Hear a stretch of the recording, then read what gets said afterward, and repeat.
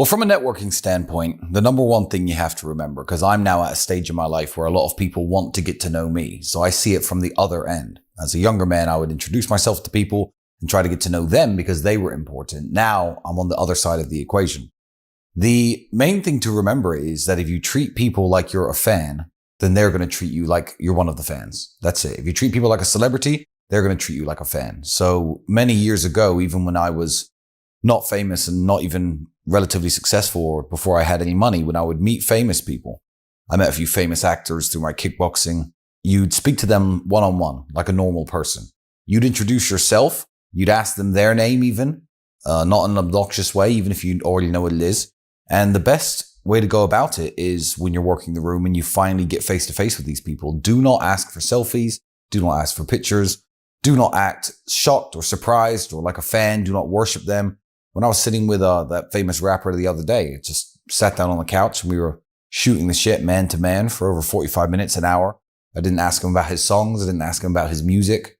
And we just talked like men. So that's the best way to network, I guess, is that when you finally do get the opportunity to speak to people, speak to them like a normal person. Otherwise, they're never going to take you seriously. In terms of your local town, if you want to become more of a somebody in your local town, which I think is a very important thing to aspire to do, because especially if you're going to stay there for a very long time, and especially if you're not perhaps as worldly as me and and you're not going to travel as much as I do, the number one thing that I like to do in my hometown and in a new town is to get known in all of the best spots that there are. So if you walk into the best restaurant and they already have a table reserved for you 24/7, or the best bar, they've got a spot at the bar reserved for you 24/7, you'll be surprised how many high net worth people who are worth knowing and women will pick up on that. You'll be surprised that when the waiters and the valet parkers and the hotel receptionists know your name and say, "Hello, Mr. Tate," and treat you with respect, you'd be surprised how many people pick up on that. So tip very heavily. 1, go to the nice places, treat every member of staff with respect. And before you know it, you'll be better known and more respected in your home city.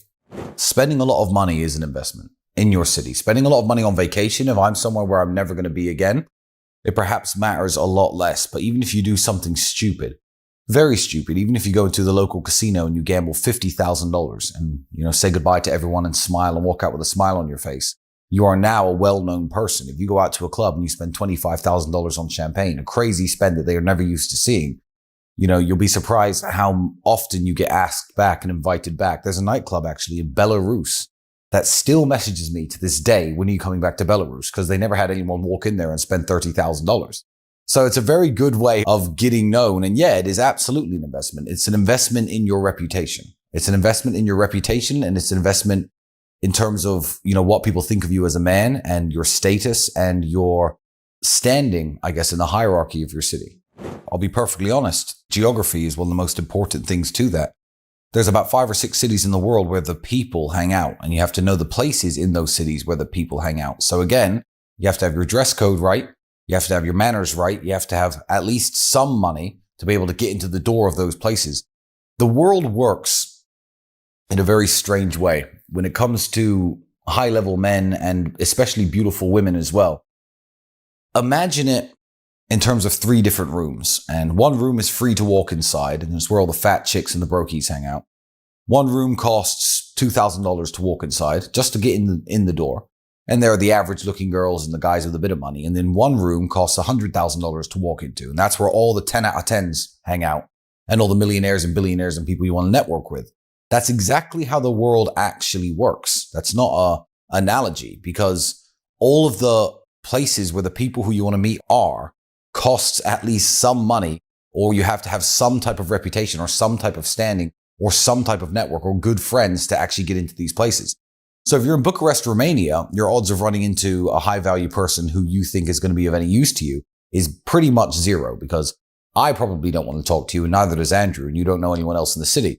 But Los Angeles, certainly, Miami, New York, London, Dubai, Singapore, there are places in the world where the people hang out. And depending on what you want to do and who you want to know, all depends on where you go. And then you just have to work your way up until you're in the same room as these people. Networking is all about making it. So you can't just network after you've made it.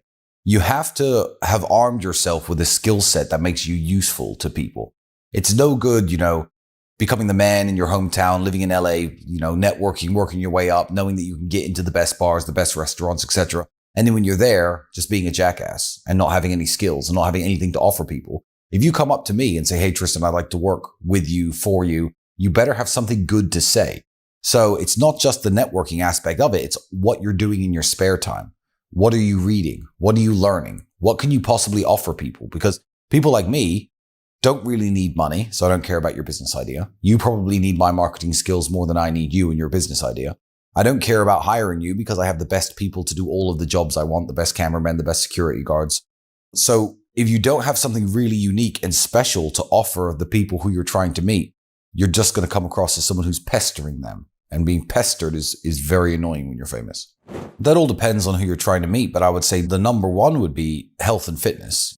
People will take you a lot more seriously if your clothes fit well and you're muscularly built and you're strong and you go up and give a firm handshake. If you're a fat sack of shit, people are not going to take you as seriously. That's just the way that the world works. So that's the base that you have to work off of as a young man, because maybe your IQ isn't that high, but maybe you're a nutritionist and personal trainer. Nutritionists and personal trainers to the ultra wealthy and to the celebrities of the world do very, very well. In fact, I heard of one actually. He was gifted a Ferrari for all of his hard work, but then he was arrested and had his car stolen by the police. That's quite an amusing story. But yeah, if he didn't have his particular skill set, I would never have met him and I never would have associated with him and he never would have worked for me. He never would have bought that Ferrari. On top of health and fitness, for making a good first impression, your ability to speak, your speaking voice, because that communicates into everything you do, whether it's sales and marketing, website design, fitness, training, whatever you think you have to offer people, you have to be able to convey the idea to them. You have to be able to explain the idea to them. Again, sales skills. I advise anybody, if you're young and you're broke and you don't have a job, take up a sales job. Doesn't matter what it is. Doesn't matter if you're selling windows or newspaper advertisements over the phone. Take up a sales job because life is sales. My cameraman had to sell me his skills before I hired him.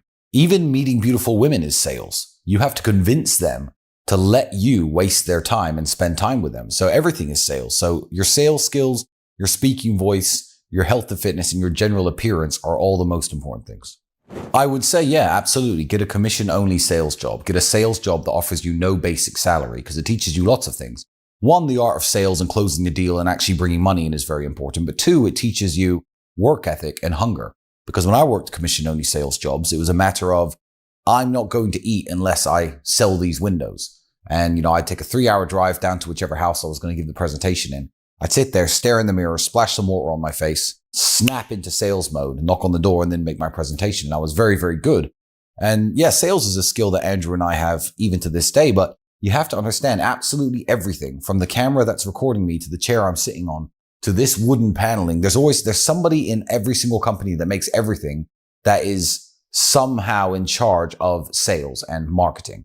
So just think about things. Think about the items around you in the room. Think about the items you use every day. When you go and buy something, why did you buy it? Why did you buy it and who convinced you to buy it? You could be ordering a coffee from Starbucks. Why?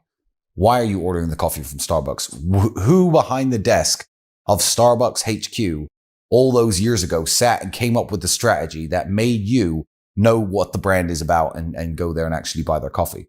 Obviously, boycott Starbucks, but that's just an example. But think about it when you buy things. Think about your reason for buying them.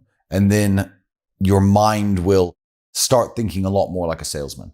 Yeah, if you're leaving university or high school, sales is definitely the field you should get into. It's the field you should get into because no matter what you learn and no matter what skill set you actually develop on top of sales, you have to convince people to use your product or service one way or another. Andrew and I are very good at sales, but anything you learn inside of the real world even, whether it be AI content creation, that's all well and good and you could be the best in the world. But if you can't convince people to use your service and actually pay you money to do the things that you're good at, then it doesn't matter. It's all for nothing. So you should definitely get into sales.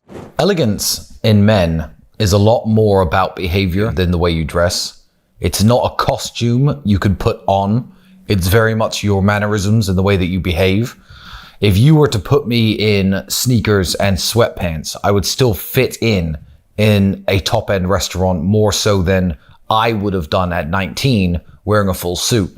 It's the way you open doors for people, the way that you greet the waiters, the way that you greet the staff, the way that you treat your guests. If you're driving a lady, particularly, and you're not in the West where they've all become radical feminists, by all means, get out the car first, walk around the side, open the door. It's something that you can't wear. It's something that you have to be. So read up tips on basic etiquette, how to hold your knife and fork, how to hold a glass of wine by the stem and not by the bowl of it at the top. And you'll fit in a lot more at the better places and seem a lot more elegant, regardless of what you're wearing. There's nothing wrong with being a gentleman. The only thing that there's a problem with today is simping. People on the internet who are pretty much incels, who subscribe to a very toxic idea of what red pill masculinity is, will see me with this beautiful girl having purchased these flowers and think simp. For all the young men out there who get very confused by the terms used on the internet, I would say simping is one thing and one thing only. Simping is an unfair exchange of value. That's what simping is. If a girl doesn't know I exist and I found her address, I'm sending flowers to her house just to make her happy, that very much is simping. If I am waiting by the door to my office going into work and trying to open the door for every single woman in the hope that they'll recognize me, that is simping. Buying flowers for a work colleague who isn't interested in you is simping. However, if you are trying to get a woman to take you seriously in terms of starting a relationship with her, then very few things you can do can be considered simping. Because as I said, that's an unfair exchange of value. If the value you get at the end is a girlfriend, or maybe even a wife or family, then there's absolutely nothing wrong with, buying them flowers, opening the door, opening their car door. Even if you pull up at her house, jump out, run around, open it up, let her in, close the door, run right back around and get in the driver's seat. These are all very standard gentlemanly moves that you can make. It's when you're making them for women who will never have a serious interest in you, that's when it becomes simping. It depends on the setting that you're talking about. If you're setting yourself amongst high value men and you want to seem more gentlemanly, then certainly cutting out foul language in the way you speak is the way. The one trick, I say trick, I guess the one trait and the one behavior I like is if somebody is getting up or leaving a table, to stand up yourself. And also when anyone wants to greet you or to shake your hand, whether it be male or female, never do it sitting down. If a man comes over to me and is about to walk over and sit at my table, I'll never shake his hand sitting down. I'll never say hi to a woman and give her a half hug sitting down. You always stand up, look the man in the eyes and shake his hand. Or you stand up, look at the woman in the eyes, give her a kiss on both cheeks. Sometimes it's 3, sometimes it's 1, depending on what country you're from. But never ever greet people from your seat. That is a number one red flag. And also it's one of the most important because it's usually people's first impression of you. The first step to giving a proper handshake is not being a weakling. Because if you're weak and skinny and scrawny, and you try to give this really hard handshake, it may be a firm handshake, but I also know you're trying too hard. Whereas if you've got big forearms and big hands and big shoulders, and you've been training and you look like a strong guy, I expect your handshake to be firm. The number one thing when people say firm handshake is people who don't know how to meet and greet men. They think that you have to squeeze the hand. You don't have to squeeze the hand at all. Less than half a centimeter of actual movement, but your hand should be rigid and unmovable. You can't have a malleable hand in someone's hand where, if they squeeze it slightly, your fingers are going to bend. So nice firm hand, you grab and you squeeze just half a centimeter. That's it. No crushing, no trying to show you're stronger than anyone else. It's just the fact that your hand moves and doesn't give anything back. That makes a firm handshake. If you start squeezing people's hands, they're going to think you're a dick. Yeah, I've seen a lot of variations. And to be fair, if you're a worldly person, there are a bunch of variations to this. I think in Southeast Asia, I've been in India, Thailand, Vietnam. That's when people will give you the double handshake. They'll grab your hand. But that's very much a sign of being a subordinate, a guy who you tip heavily at a hotel will grab your hand. Thank you, sir. Thank you, sir. There are different etiquettes and ways to bow to certain people in Japan. I know you always have to bow lower than the person you're bowing to if he's in a position of seniority, but Japan's not a place I hang out a lot at.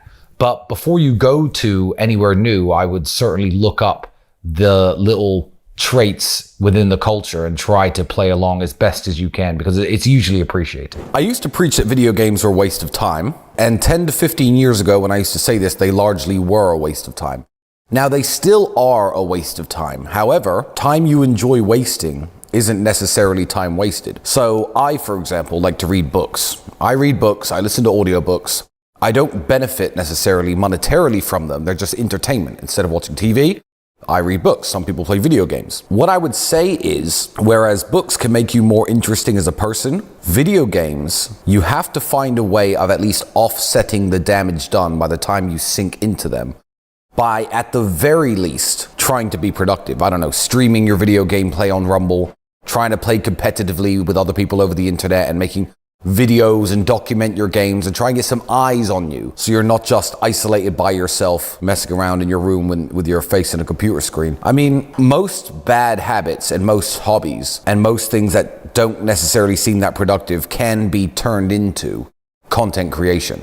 And that's something that we teach inside of the real world, regardless what it is. No matter, I mean, if you like shining shoes, if you do it to a professional level, you can create content and get eyes on you and get, advertisers and make money and start a channel based on that. So I think video games are a waste of time still. Yeah, they're still a waste of time and the gamers are going to get mad at me. But there are, extremely famous streamers who make a lot of money playing video games, and people say like, oh, well, they play video games, I should do the same thing. They're not just video game players though. They're entertainers. They're charismatic. They're hosting a show. They're funny. Their character looks good. I don't know. But these people who host the video game streams are more than just players themselves, because it's not the video games people are interested in. It's their personality. Elegance in a woman, to me, is somebody who's never going to embarrass or humiliate you, and somebody you'd be very proud to show off. So I don't know if women see it that same way in men, but if you come across as an elegant man, that's the kind of man that she wants to show to her friends, to her parents. Lots of women I date are very keen to show me to their friends or their parents or their families for whatever reason, in the same way that, I'd want to show off a beautiful woman to my friends. But when there's any rough edges, that's the kind of thing that will put you off wanting to show somebody off. So if a woman swears a lot, talks in a very bad manner, maybe has a really horrible accent, dresses a bit too revealing, that's the kind of thing that will make you think, okay, this woman's all right. I like her. I'll keep her at home, but I'm not going to introduce her to my friends. So elegance is certainly something that women should strive for, and men as well. If you look at life like a video game, anything that increases one of your stats is a worthwhile hobby. I think that playing chess will make you more intelligent, helps your critical thinking. Reading books makes you more interesting and more knowledgeable. Any type of sport or physical training makes you stronger, fitter, better looking. It's going to make you live longer. So whatever hobby you want to pursue and whatever you want to do, just make sure it's something that makes you better as a person. I mean, I know young men who make jewelry, who make knives. That's a very productive hobby, because it's a business that they're training themselves up to do. Just try to avoid things like video games, because video games actually increase nothing. They help you in no way at all. I would argue that they probably make you less healthy, more lazy. Not knowing how to conduct yourself, drinking too much to a point of inebriation is a big red flag. If you ever start stumbling or slurring your speech, there's a time and a place for that. But usually that's a big red flag for women, especially if you're out on dates. For me, I will judge men harshly on bad driving. If a man doesn't check his mirrors and he's not moving his car properly, I judge people on bad driving. Again, bad language, using too much slang when you're supposed to be in a professional setting. Knowing the difference between a casual and a professional setting is very important. It's not just the language somebody uses, because the language I'll use with my friends is very different to the language I'll use on a Zoom call with a multi-billionaire businessman. So it's knowing the time and the place for certain types of behavior, because as men, we can all be childish and we can all be juvenile, but you have to be able to distinguish one from the other. And there's people who I've met who certainly don't know how to present themselves to somebody, even somebody like myself who's wealthy and they're trying to pitch me this business idea. They show up and they're acting as though we're two friends down the pub, even though I don't know them. That's a huge red flag. They should at least make the effort to try to come across as refined as possible. And if they're incapable of doing it, or incapable of spotting a situation where they should be doing it in, then it's probably not the kind of person that I'd want to do business with, network with, be friends with. There's no correct answer for which accent is acceptable and which one isn't. However, some accents are better than others, which is a shame because you can't really control your accent. However, regardless of what your accent's like and what your speaking voice is like, you can always tell the intelligence behind somebody's accent, depending on the language they use, the vocabulary they use, the vernacular they use, the way they pause, the way that they take their time when putting thoughts together, the way they intonate their words. So I know very smart people who are Chinese, Nigerian, Indian, who do speak with their heavy accent. However, you know that there's a brain behind that accent. So if you're lucky enough to be born with a British or maybe an American accent and you're not using your voice to your full potential, it's one of those instances where you'll always get outpaced by somebody who's more obsessed than if you're born with natural talent. So if you're born with a BBC British accent, which I don't quite have, but I guess that would be the top rank of accents in the world, in my opinion. You know, there's an Indian guy who can sell more than you and do more business than you and close more deals than you, despite the fact that his accent is a disadvantage. That's just because he works harder than you. So make sure that you do work on your vocabulary. Download stupid apps, word of the day. Read 20 new words a day and read what they mean, learn their definitions, try to include them into your everyday vocabulary. Yeah, you're really doing yourself a huge disservice if you don't try to maximize your speaking voice. The best way to cultivate your voice besides expanding your vocabulary, to me, would be reading out loud. Take a book that you like, or a book that isn't something very simple, no children's books, obviously, and read them out loud. It's an exercise that everyone used to have us doing in school. We probably don't understand why our teachers used to make us do this. However, the way that stories are written and the way that people speak in books and the way that sentences are put together, you can tell how it's supposed to be read. You can tell you're not supposed to just zoom through all the words like you do in your head when you're mentally reading it. So literally read it out loud. You can imagine how these characters are speaking to each other. You can imagine how they're trying to convey themselves, whether it be a sad moment of the book, an action-packed part of the book, somber, happy, it doesn't matter. You know what the characters are feeling at the time. So read out loud. And then when you find yourself speaking with your friends, if you find yourself talking really fast, and you're umming and ahhing and you can't get your words together like this, then slow the fuck down. Slow down, think of what you want to say before you say it, and try to convey it in a very articulate, compendious way. There is a trick that I could tell young men that will help them close business deals, help them get girlfriends, help them make friends, help them get into the circles that they want to get into. And it's a stat, I guess, of yourself that you can expand throughout your entire life, and you should never stop expanding it. And that would be general knowledge. General knowledge is super important, because I remember I was sitting with one of the sheikhs in Dubai, and there was no alcohol at this house, of course. It was a dinner event, and they start passing around this wood that you burn, and you smell the scent coming off of the wood. And I knew exactly how it was made and how it was cultivated. If you don't find it in the wild, which is very hard nowadays because it's all extinct, you have to drill certain holes into these trees and infect the trees with a certain type of mold and wait for the wood to go petrified.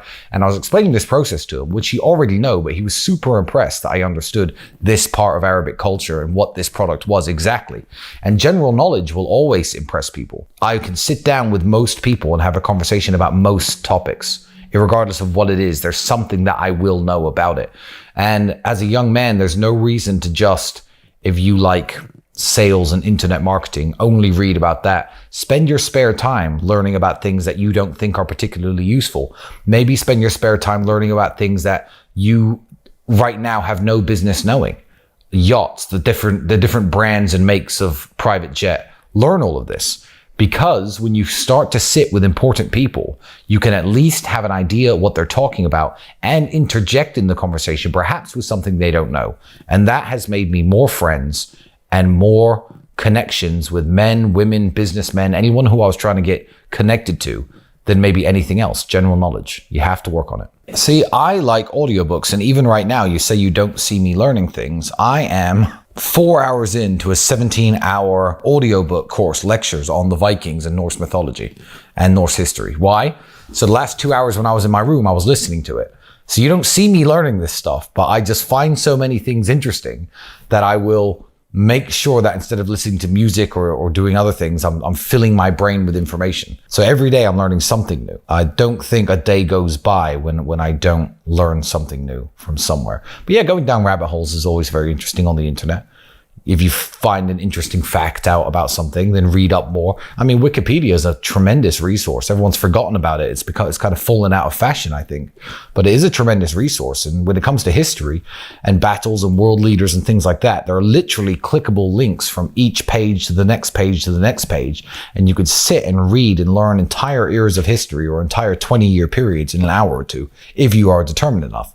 And this information is maybe not useful for making money and maybe not useful in the long run. But if you impress someone like me, who you're trying to do business with your knowledge on something that I find interesting, then I'm going to like you more and I'm more likely to sign the contract. Fighting is a worthwhile hobby, and it was something I did, and I consumed God knows how many hours of my youth punching punch bags and punching other people. It's very useful because it's something that you carry around with you everywhere you go. Everywhere I go, I know how to fight. If I get in a problem or an argument or a confrontation, I know how to fight, and it's something that I never lose. So yeah, fighting is a very good hobby. It makes you harder to kill. It's probably, I think, one of the highest return on investment hobbies that young men can possibly do. Get yourself down to a local boxing gym and learn how to fight. Absolutely. I think that it doesn't teach you any massive lessons. I think that you're a lot more aware of how tough you aren't. I think that men overestimate their physical capabilities and their ability to do well in a fight, probably by 1,000 times.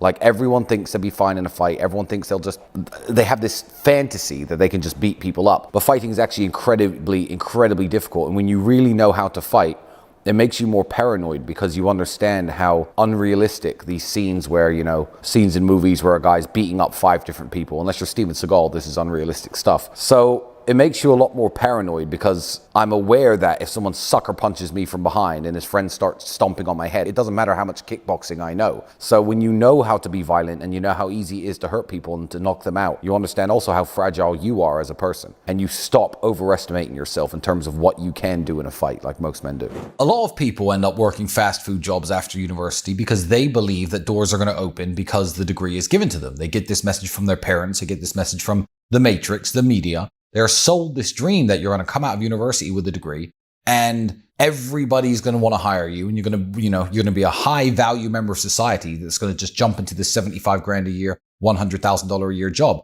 But you won't, and that's not what's going to happen. Take one university. You went to university, didn't you? How many students passed in your year? Do you know at graduation? Guess. I don't know the size of your university. 30,000 students in a year passed at your university alone. Maybe 10,000. Let's say 10,000. How long ago since you graduated? 10 years? 8 years? No, it's 4 or 5. 4 or 5 years. That's 50,000 people have walked out of the door of the same building you went to in Texas with these pieces of paper saying, hire me, I'm worth millions of dollars per year. I'm worth hundreds of thousands per year. I'm worth at least 6 figures. 50,000 people from that one building you went to. How many universities are in the USA? I challenge somebody to do this math. How many students graduate with a university degree every single year in all of the top universities? Okay, fine. How many universities are there in the United States? How many new degrees, how many new pieces of paper are printed every single year for everybody to walk out of these buildings and wave around at employers saying, I'm worth all this money? Take that number and divide it by the number of jobs in the United States that even pay 6 figures. The number of jobs in the United States that even pay you $100,000 a year, which, by the way, is still broke. And you'll see the glaringly obvious scam that traditional education is. Universities used to be prestigious. You used to have to be smart to go to university. Now, any idiot can go to university. You can buy a degree, even if you're unintelligent. Universities used to be for the intelligent, the smart, the industrious. And they would go there and get their degree. And they'd be rare in society. The man walking around, yeah, I have a university education. People used to brag about having somebody like that in their family, and universities used to actually mean something. However, once it became clear that there was a big business here, a big racket here, that the banks were happy to fund all the students going there and pay you all your money, universities sprung up everywhere. You could do universities online from your house. And all these people are printing these degrees every year, which are utterly meaningless.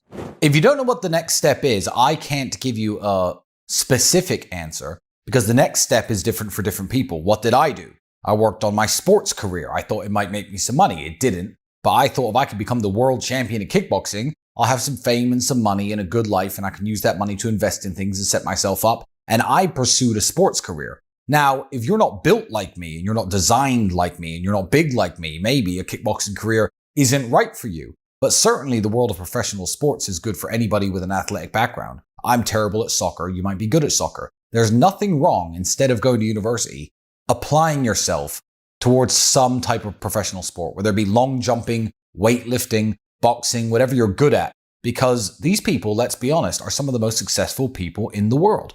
When you talk about who are the richest, most successful, most famous people in the world, you don't say the guy who went to this university, the guy who went to that university. You're talking NBA, you're talking NFL, you're talking soccer, you're talking baseball, you're talking boxing, you're talking golf. So professional sports is a very, very good outlet to drive yourself into, because even if you don't make the big money, like I didn't, because I didn't, you learn a lot of hard lessons along the way. You're in great physical shape. You've learned how to deal with ups and downs and wins and losses and injuries and setbacks. You're far more prepared for the world, I believe, after a 4-year career in boxing, which ends abruptly before you made any money, than you would be if you spent 4 years studying something generic like business.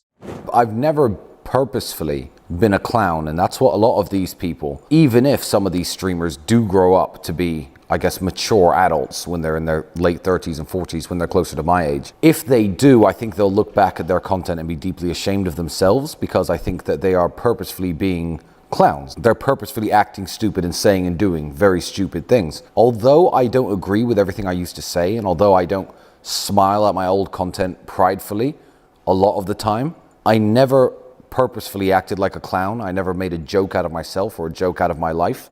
I always said what I believed was true at the time, and I always did what I thought was right or smart at the time. So as many things as I got wrong when I was younger, I was still a young man doing my very best, to make it, out there in this cold world, and I became rich as fuck eventually, so it must have worked. Yeah, don't make a clown of yourself.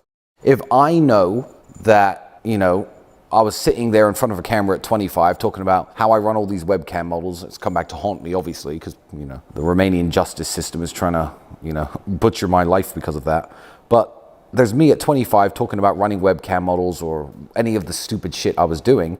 Yeah, I still didn't make a joke out of myself. I never wore stupid costumes. I never painted my face stupid colors. I never screamed and jumped around and acted like an animal or a monkey like a lot of these people on the internet. I was doing the best I could at the time. And I wasn't right about everything, but I have nothing to be ashamed of. That's my favorite fight story, and the haters on the internet find this fight, it lasts about 2 minutes into the first round, and I tap out. It was my first ever MMA fight. But I think that's one of my proudest moments in fighting and one of my coolest stories. I just injured my shoulder, right? I was in a car crash. I hadn't done any physical training for months. I was in a lot of pain. And the head, the champion of the federation, his opponent pulled out. So the head of this fight show calls me, says, "Look, Tristan, I need a fighter last minute." Andrew was in the Big Brother house at the time, so I didn't have Andrew. My fight coach was in another country. I didn't have him. I didn't have anybody. So I just said, you know what? Yeah, fuck it. I'll do it. I'll take the fight on 1 day's notice, and I'll get in there and try to win. I didn't win, but I think that's one of my proudest stories in fighting, and it's a pretty cool story if you know the background to it. The fight, at the very beginning, we were talking with the rules, and they said, "Look, because you've come in last minute, would you like to alter the rules? Maybe the first round, no wrestling, so it's just going to be stand-up, which is your arena." And I said, "No, I don't want to alter the rules at all. I would like the rules to be full MMA rules, and I want the rules that way because if I do knock him out, then I've won, and I'm not going to have him making any excuses." So I spoke very rudimentary, basic Romanian at the time, but I heard his corner just telling him to grab me and wrestle me. So I threw 11 head-high kicks in those 2 minutes, I believe, 11. Because my arm was injured, my shoulder was injured, I couldn't jab properly, so I couldn't line up my right hand. And I knew if I could catch him with a head kick, I could actually knock him out. It didn't work. One of the kicks I missed, and I span around. That's how he grabbed me from the back and got me onto the ground for the first time. And I essentially tapped because I got off the ground the first time just by brute forcing my way up. And then when I tried that the second time, my shoulder was slipping out of place as I was pushing him. So I was like, okay, well now I can't get up. My shoulder's falling out of place when I'm trying to push this guy off me. So I just tapped and ended the fight. But pretty cool story. I earned a lot of respect. All the fighters in Romania, all the fighters from the show, they work as doormen and stuff in Bucharest. I earned a lot of credit in my city and in the Romanian community for doing that.